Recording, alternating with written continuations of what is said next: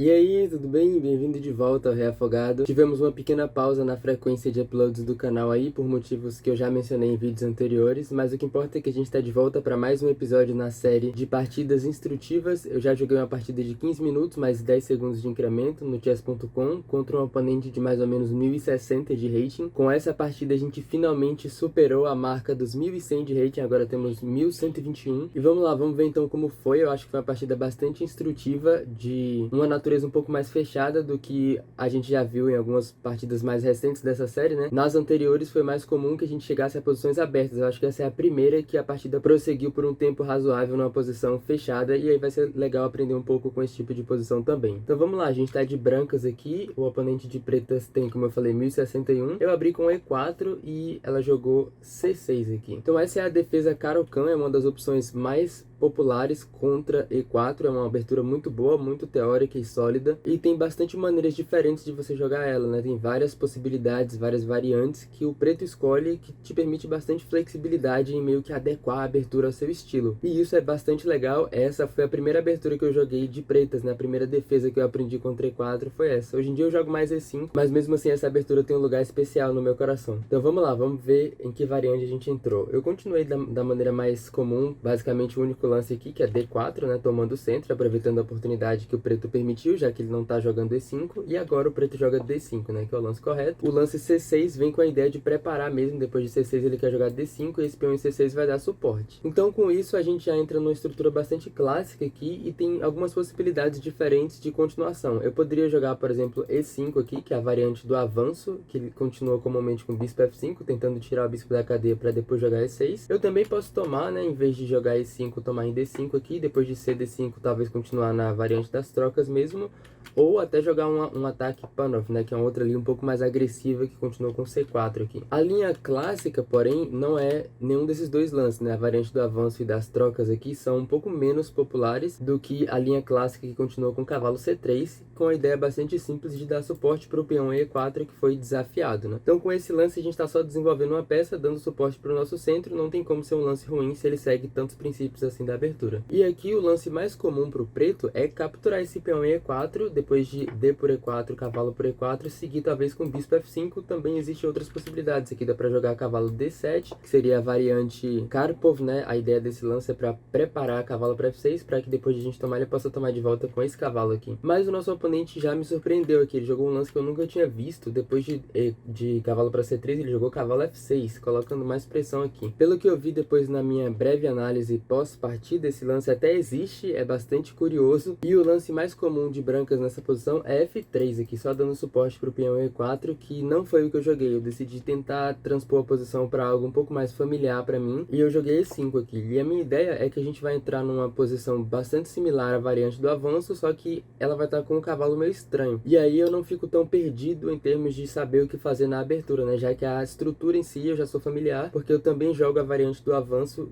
com as brancas contra a Caro-Kann. Então depois desse meio que truquezinho, né, ela jogou cavalo para E4, eu tava esperando que o que eu considerei aqui foi cavalo D7, e aí eu ia jogar bispo E3 para prevenir esse C5, ou pelo menos tentar dificultar um pouco mais. Mas aqui ela jogou cavalo E4, que é bastante curioso, porque me permite capturar em E4, e agora ela vai ficar com esse peão isolado e bastante vulnerável dentro da minha posição. E aqui eu parei para pensar por um tempo, para tentar formular algum plano, alguma maneira de desenvolver que tentasse tirar vantagem da presença desse peão em E4. Eu nunca joguei uma posição com esse tipo de estrutura, assim, onde eu tenho um peão em D4, um peão em E5 e o oponente tem um peão atravessado ali em E4. Então a ideia que eu consegui formular foi mais ou menos a seguinte: eu pensei aqui em jogar G3 para poder colocar o bispo em G2 e aí fianquetar esse bispo e atacar esse peão mais uma vez. E aí seguir com isso, colocando esse cavalo em D2 e colocar depois ele em C3, onde ele vai colocar mais pressão nesse ponto. Ou seja, o meu plano de desenvolvimento estava meio que setado em volta do peão em E4, tentar colocar pressão e eventualmente ganhar esse peão. E aí foi isso que eu tentei fazer. Ela jogou bispo para F5 aqui, defendendo já prematuramente o peão. Eu joguei bispo G2, colocando um pouco de pressão.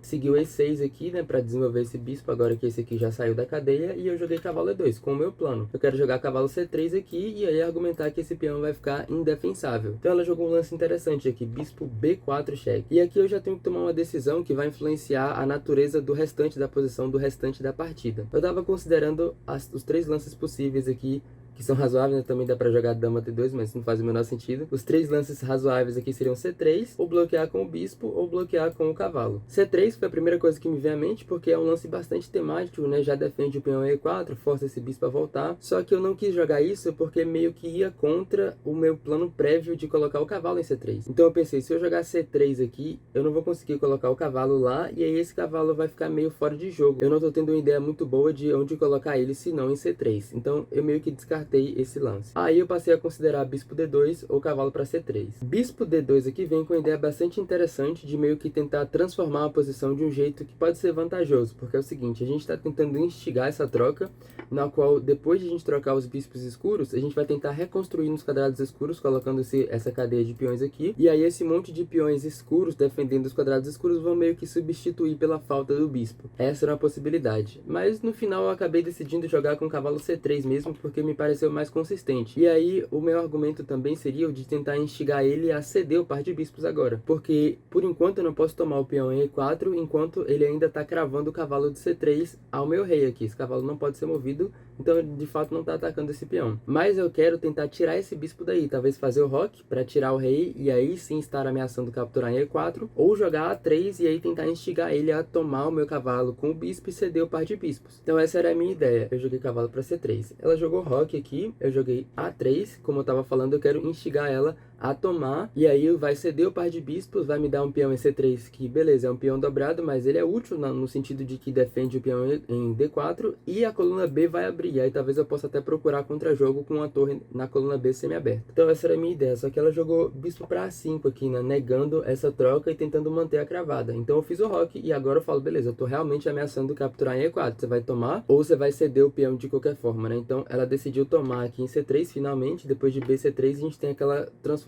da estrutura que eu tava falando. Eu fico com esse peão dobrado, mas ele é útil, como eu tava falando, e a possibilidade de contra-jogo que eu vou ter aqui ao longo da coluna B também traz alguma compensação. Então ela jogou C5 aqui, que eu acho que é um bom lance, tentando procurar contra-jogo, né? Se eu tomar, aí sim vou ficar com esses peões dobrados e isolados. Então eu não quero fazer isso, eu tentei seguir com o meu jogo aqui. Se ela tomar em D4, aí me ajuda, né? Porque eu tomo de volta com o peão, e aí sim não tem problema nenhum para resolver desdobra, e depois eu vou poder jogar C2 para C3 e defender, né? Uma vez que esse peão vai vir pra cá, talvez botar esse aqui e criar essa cadeia. Então eu segui com o meu plano, torre B1, ameacei o peão em B7, ela jogou B6 aqui pra defender e eu joguei A4. A minha ideia com esse lance é tentar blefar uma possibilidade de A5 no futuro, talvez, mas a ideia principal mesmo é liberar o quadrado de A3 para poder jogar bispo A3, e aí esse bispo vai ficar muito forte aqui ao longo dessa diagonal. E aqui vem aquela ideia. Como ela cedeu o par de bispos, eu tenho um bispo escuro que é incontestado, ela não tem uma contraparte para esse bispo na posição dela. Então, se eu conseguir tomar conta dos quadrados escuros na posição dela, vai ficar difícil defender, e essa era a minha ideia. O bispo em A3 aqui exerce pressão sobre bastante território na posição do adversário. Então aqui eu acho que ela cometeu o erro principal, o mais grave, o que meio que matou as possibilidades dela de ganhar essa partida de uma vez por todas. Porque a esse ponto dá pra ver que o branco tá mantendo uma vantagem legal e tá assegurando pra si mesmo uma garantia de que o resultado dessa partida vai ser um empate ou uma vitória pro branco, digamos assim. E aí quando ela joga esse lance C4, a posição fica muito fraca pro preto, ele não encontra mais nenhuma fonte de contra-jogo. O principal contra-jogo que o preto tinha aqui é o de tentar atacar essa cadeia de peões que a gente construiu no centro. Se ela não consegue mais fazer isso depois de ter jogado C4, então como ela vai tirar essas peças, como vai tentar criar problemas pro oponente, né? Aí o que eu senti ao longo da partida foi que eu tinha a mão livre para fazer o que eu quisesse com o meu tempo. Como a gente vai ver, eu comecei a jogar de modo bastante lento até aqui, para só apertar a posição dela e sem muita pressão, assim, de me preocupar com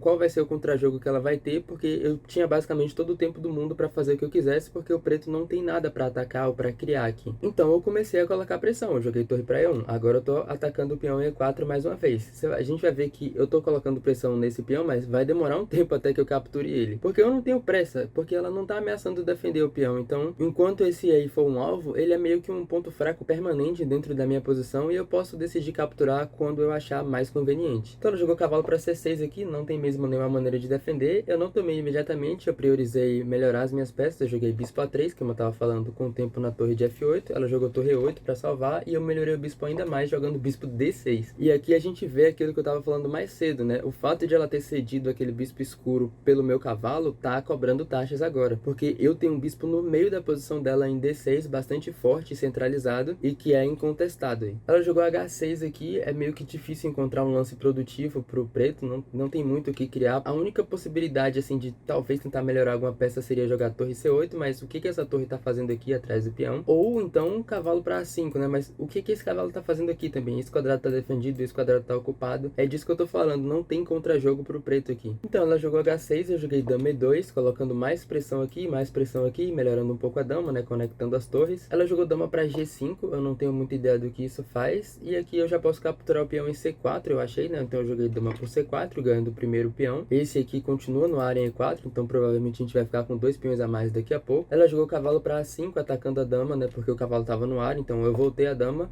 Eu mantenho o controle de C4, mantenho o controle desse quadrado, então esse cavalo aqui não tem quadrado de infiltração. E aí, como eu tava falando, as chances de contra-jogo ficam bem escassas, né? Ela seguiu com torre A para C8 aqui, atacando o peão em C3, que é interessante. Agora que a coluna C ficou semi-aberta, né? Dá para tentar colocar pressão aí, e eu defendi com o bispo B4. Aqui ela jogou dama G6, parece defender o peão aqui, mas se você contar, né? Esse peão tá defendido 2 vezes, tá atacado 3 vezes. Então mesmo assim eu posso capturar, eu joguei bispo por E4 agora, ganhando o segundo peão. Aqui ela jogou cavalo C4, que é um lance bem interessante. Tá tentando melhorar a peça aí, né? Talvez aproveitar que agora o quadrado tá disponível para criar contra-jogo, melhorar a peça um pouco, colocar a peça dentro da nossa posição. E aqui tem muitas possibilidades do que fazer, né? E aqui é que eu te encorajo a tentar pausar o vídeo e encontrar qual é o melhor lance e o que você jogaria nessa posição. Não é uma tática, tá? Não procure por uma maneira de ganhar material aqui, não é isso. Só tente encontrar qual é o melhor lance. A posição do branco tá claramente melhor aqui, então vão ter vários lances que mantêm uma vantagem razoável, mas o melhor de todos aqui é bispo para D3, que foi o que eu joguei, que é um lance que quando você interpreta ele é muito atraente, é totalmente chamativo nesse sentido, porque resolve todos os problemas e aí continua jogando nesse estilo de não permitir nenhum contra-jogo pro preto, porque aqui é o seguinte, se ela decidir capturar esse bispo com bispo por D3, a gente vai tomar de volta de peão, e aí esse peão vai controlar o quadrado de C4, que é o único ponto de infiltração na nossa posição, e aí resolve todos os problemas. Aí ela vai ter que voltar o cavalo, a gente pode tomar, o peão em C3 vai estar defendido, ou seja, a gente vai ter uma posição maravilhosa. Então tomar aqui não é a melhor das ideias. E se ela voltar o cavalo, que foi o que ela decidiu fazer com o cavalo para 5, da mesma forma resolve o problema, né? Porque agora a gente conseguiu piorar a peça que ela tinha acabado de melhorar. Aqui eu achei uma maneira que eu diria interessante de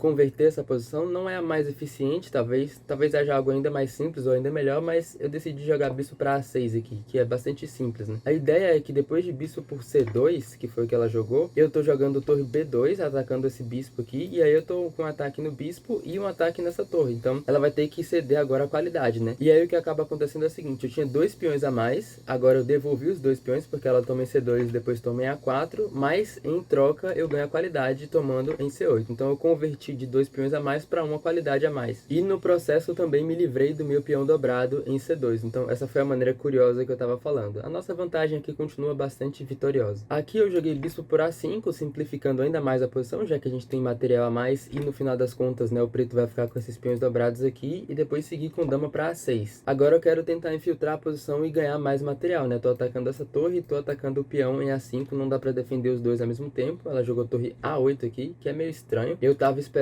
torre por C3, né, que seria um lance melhor, pelo menos ganha esse peão de volta. Só que aqui fica meio complicado de jogar, porque depois de eu tomar, eu tô ameaçando aqui e aqui ao mesmo tempo. De qualquer forma, ela preferiu uma continuação mais simples, depois de dama para A6, jogou torre para A8, eu tomei o peão em A5 e depois de bispo C6, a gente tem que tomar um pouquinho de cuidado, porque existe a possibilidade de um mate aqui de pinça, né, porque ela pode talvez conseguir jogar dama para H5, dama H3, e aí não vai dar para prevenir o mate aqui se a gente não tiver cuidado. Por enquanto ainda existem muitas maneiras de lidar com esse contra-jogo, né? Então não é muito preocupante, mas é só uma questão de ter um alerta. Quando o oponente tem um bispo que você não tem, no caso esse bispo claro aqui, e a gente tem tantas fraquezas nos quadrados claros em volta do rei, a gente tem que tomar um pouco de cuidado. Mas nesse caso tá tudo sob controle. Mesmo que ela consiga jogar dama H5 para H3, a gente pode até jogar F4 e essa torre vai defender G2 e não vai ter mate. Então aqui eu joguei dama para C7, que eu acho interessante. A ideia é conseguir simplificar ainda mais a posição, forçar uma simplificação simplificação, porque quando ela mover esse bispo para salvar a peça, eu jogo torre B8 cheque, forço a troca dessas torres, que se ela tomar, aí eu tomo de volta com cheque de novo, e se ela não tomar, aí eu vou trocar as torres em seguida. Ela tomou aqui, jogou torre por B8, eu joguei dama B8, e depois de rei H7, que é o único lance, um pouquinho de finesse aqui vai te fazer achar dama para B1, força a troca das damas, né, porque a gente forçou o rei a ir para trás da dama, e depois a gente aproveita que eles estão alinhados para cravar aqui, não tem como negar, mas ela até tentou F5, mas depois de E por F6 en passant, não tem mais como negar a troca das damas. Aqui a gente simplifica para um final onde tá totalmente ganho com a qualidade e até um peão a mais, 2 peões a mais na verdade. Então a esse ponto aqui ela não resignou, foi só simplificação mesmo e ganhar. Não sei se é tão instrutiva a partir daqui. Eu acho que nessa faixa de rating é bom que você não resigne, porque tem a chance de o oponente bagunçar um final como esse, se ele for do rating um pouco mais baixo, mas pra gente não vai ser problema converter uma posição com 2 peões em uma qualidade a mais, né? Que foi só avançar os peões. Depois dessas trocas aqui a gente cria um peão passado, eu defendi o peão e logo depois que ela bloqueou, né, eu mantive a torre na defesa e depois trouxe o rei pra perto. Aí eu delego ao rei a tarefa de defender esse peão, e agora eu vou usar a torre para dar suporte para os próximos avanços, aí promover ou dar checkmate, que foi o que acabou acontecendo. Eu consegui fechar o rei aqui, e aí nessa posição, se ela não tivesse esse peão ou esse bispo, seria o rei estaria afogado aqui, mas como ela ainda tem peças para mover, não tem problema colocar o rei numa posição de afogamento, e vai até ajudar a gente a dar mate depois. Que ela jogou H4 e que eu joguei torre C7, ameaça a torre C8 mate, o único lance que previne aqui é tentar atrasar defendendo por um lance. Ela não jogou isso, depois de torre C7 aqui ela não preveniu com bispo B7, ela só jogou H por G3 e eu dei mate em C8. Então é isso, essa foi a partida, eu espero que você tenha gostado. Como eu falei, eu achei bastante instrutiva naquele sentido de ter algumas ideias para jogar umas posições mais fechadas. Se ficou alguma dúvida sobre algum lance que eu fiz, algum lance do meu oponente, se você tem alguma sugestão, deixa aí nos comentários. Eu espero que você tenha gostado e até o próximo vídeo.